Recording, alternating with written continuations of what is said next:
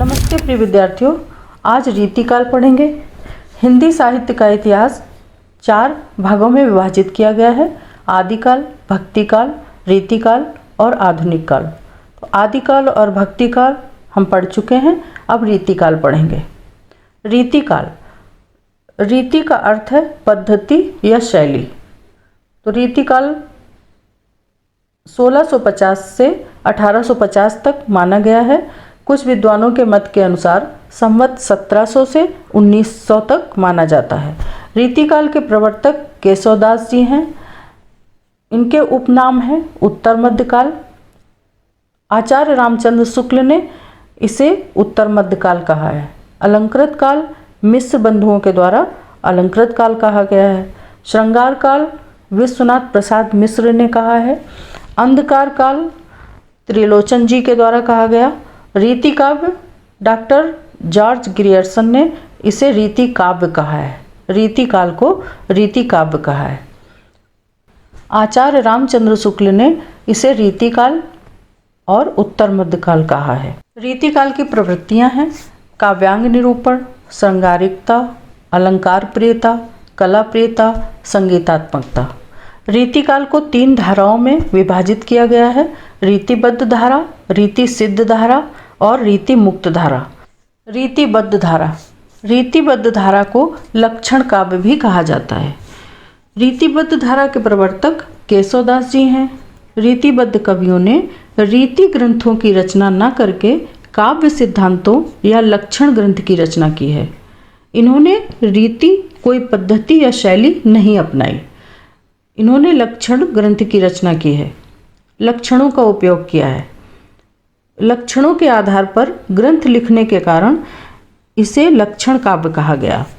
रीतिबद्ध के कवियों ने संस्कृत काव्य शास्त्र की समृद्ध भाषा को हिंदी में प्रस्तुत किया है। इन कवियों ने उत्कृष्ट काव्य की रचना की है। रीतिबद्ध कवि हैं केशवदास जी, सेनापति, मतीराम, भूषण, चिंतामणि, पद्माकर, भिखारीलाल, देव, ग्वाल। दूसरा पढ़ेंगे रीति सिद्ध धारा। रीति सिद्ध धारा को लक्ष्य काव्य भी कहा जाता है। रीति सिद्ध कवियों ने उदाहरण की पद्धति नहीं अपनाई, परंतु काव्य सृजन में लक्ष्यों का उपयोग किया है। इन्होंने अलंकार, रस, नायिका भेद आदि उनके मन में तो हैं, किंतु उनका निरूपण प्रत्यक्ष रूप से नहीं किया गया। लक्ष्य लक्षणों का ही है, परंतु उनका निरूपण प्रत्यक्ष रूप से नहीं किया। लक्ष्य काव्य का सृजन किया है। रीति सिद्ध कवि बिहारी जी हैं। रीति मुक्त धारा, रीति मुक्त धारा को स्वच्छंद काव्य कहा गया है। रीति मुक्त धारा के प्रवर्तक घनानंद जी हैं। रीति मुक्त के कवियों ने कोई उदाहरण या पद्धति नहीं अपनाई। लक्षणों का प्रयोग इनके काव्य में नहीं है। ये कवि प्रेम एवं विरह के उन्मुक्त गायक हैं। इन्होंने उन्मुक्त काव्य की रचना की है, इसीलिए इसे स्वच्छंद काव्य कहा गया। रीति मुक्त कवि हैं घनानंद जी, बोधा, ठाकुर, आलम। अब रीतिकाल के कवि और उनकी रचनाएं पढ़ते हैं। केशवदास जी ने जो रचनाएं की हैं कवि प्रिया, रसिक प्रिया, ये दोनों रचनाएं काव्य शास्त्रीय ग्रंथ हैं। कवि प्रिया और रसिक प्रिया। वीर सिंह चरित, रतन बावनी, जहांगीर जस चंद्रिका और रामचंद्रिका, ये रचनाएं केशवदास जी की हैं। सेनापति, कवित्त रत्नाकर, काव्य कल्पद्रुम, ये 2 रचनाएं सेनापति जी की हैं। मतीराम की रचनाएं, रीतिकाल के आचार्य कवि हैं मतीराम जी। छंदसार, रसराज, साहित्य सागर, लक्षण श्रृंगार, ललित ललाम, इनकी रचनाएं हैं। रीतिबद्ध धारा के कवियों में हैं कवि पद्माकर। इनकी रचनाएं हैं हिम्मत बहादुर, विरुदावली, पद्माभरण, प्रबोध पचासा, जगत विनोद, राम रसायन, गंगा लहरी। चिंतामणि त्रिपाठी कवि हैं रीतिबद्ध धारा के। इनकी रचनाएं हैं कल्पतरु, श्रृंगार मंजरी, काव्य विवेक, छंद विचार, रसविलास आदि। कवि भूषण रीतिबद्ध कवि हैं शिवराज भूषण, शिवा बावनी, छत्र सालदसक इनकी रचनाएं हैं। इनके काव्य में वीर रस की प्रधानता है। कवि देव की रचनाएं हैं भाव विलास, भवानी विलास, रस विलास, सुख सागर तरंग, अष्टयाम, प्रेमचंद्रिका। कवि ग्वाल की रचनाएं हैं राधाष्टक, कवि दर्पण, अलंकार भ्रम, भजन मिलन। भिखारी लाल जी की रचनाएं हैं शतरंज, काव्य निर्णय, श्रृंगार निर्णय, रस सारांश। कुलपति मिश्र की रचनाएं हैं मुक्ति तरंगिणी, संग्राम सार। अब रीति सिद्ध कवि बिहारी जी की रचनाएं पढ़ेंगे। बिहारी सतसई 700 दोहों का संकलन है। बिहारी जी की रचना है बिहारी सतसई, जो बिहारी सतसई नाम से प्रसिद्ध है। जॉर्ज ग्रियर्सन के अनुसार यूरोप में बिहारी सतसई के समकक्ष कोई रचना नहीं है।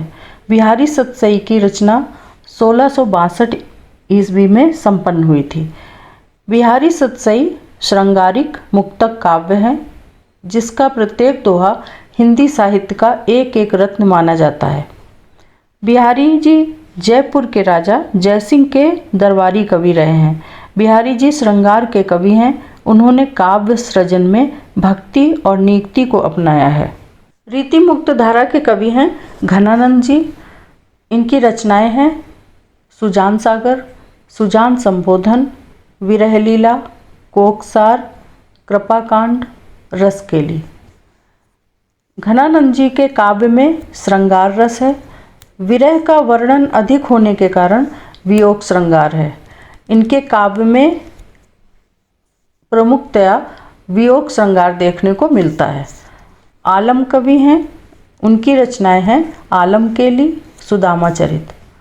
ठाकुर, उनकी रचनाएं हैं ठाकुर ठसक। बोधा की रचनाएं हैं विरह बारिश, इश्कनामा, जो कि इनकी बहुत प्रसिद्ध रचनाएं हैं। रीति काल के कुछ और कवियों के बारे में जान लेते हैं। श्रीपति कवि हैं। इनकी रचनाएं कवि कल्पद्रुम, रस सागर, सरोज कलिका, अलंकार गंगा, विक्रम विलास, अनुप्रास, विनोद। गुरु गोविंद सिंह की रचनाएं हैं दसम ग्रंथ, चंडी चरित, 24 अवतार। गुरु गोविंद सिंह सिखों के गुरु थे। वे प्रशासक, संत और कवि थे। कवि गंग हैं रीतिकाल के। अकबर के दरबारी कवि माने जाते हैं। इनकी कविता में श्रृंगार की प्रधानता है। रीतिकाल की विशेषताएं। संस्कृत साहित्य के आधार पर रीति ग्रंथों की रचना हुई है।